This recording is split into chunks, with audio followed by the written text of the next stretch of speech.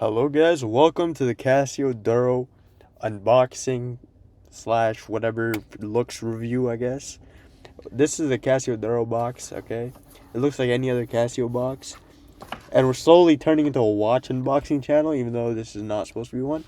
We're gonna take our, trusty dusty knife and just try and open this fucking box open. Okay?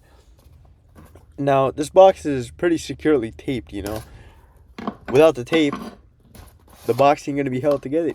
So now you have your, okay, besides my clumsiness, you have the normal Casio box. And yeah, we're just gonna slide open the lid, okay? And we unboxed it upside down.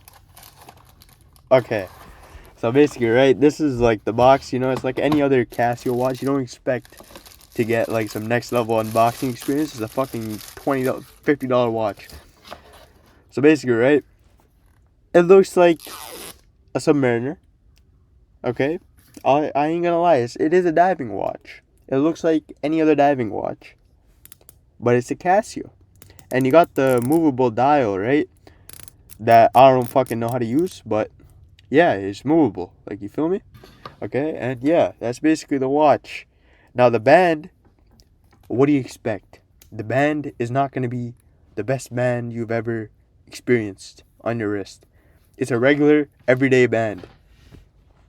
And yeah, basically, right? The watch itself looks pretty nice. I ain't gonna lie. For at the price point, it's a pretty good watch.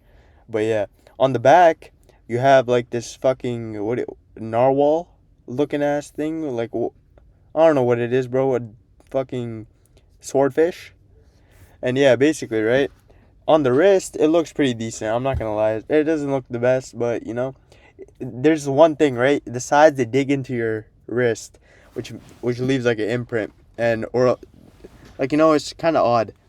But yeah, anyways, what do you expect from a $50 watch?